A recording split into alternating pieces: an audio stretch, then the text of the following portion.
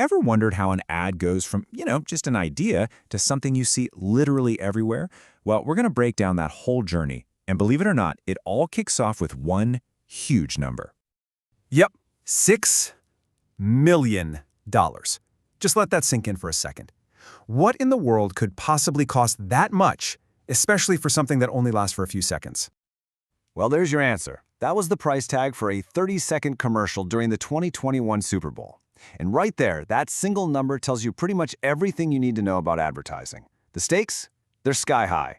The money is just massive. This is serious, serious business. Okay, so what even is advertising, really?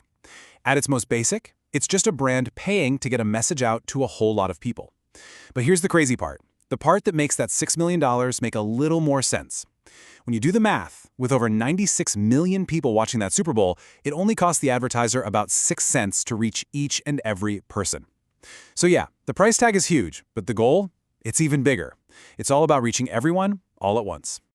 All right, so if you're going to spend that kind of cash, you better have a plan, right? You can't just wing it. You need a blueprint.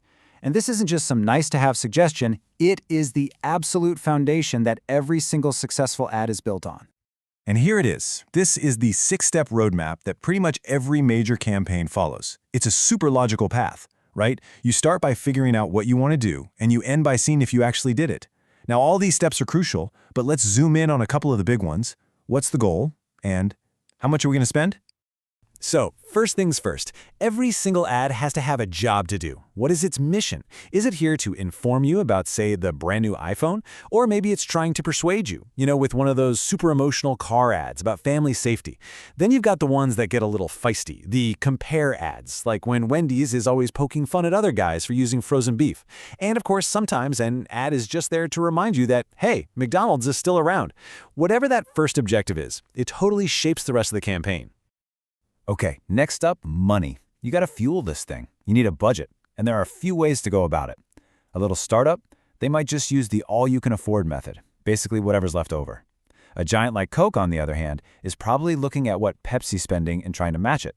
That's competitive parity. But honestly, the smartest way to do it is the objective and task method. That's where you look at your goals first and then build a budget specifically designed to hit them. It's way more strategic. All right, so we've got our blueprint. Now let's talk about the ads themselves. And when you boil it all down, they really come in two main flavors. You've got ads trying to sell you a thing, and you've got ads trying to sell you on the company. So on one hand, you have product ads. These are totally laser-focused on getting you to buy one specific item. But on the other hand, you have institutional ads. Their goal is bigger. It's about making you feel good about the entire company, building up that positive image. Let's make this real. Remember that awesome Halloween ad where a Pepsi can dressed up in a Coca-Cola cape? Classic product ad, pure and simple. Now, think about this. During the pandemic, Anheuser-Busch ran ads, but they weren't about beer.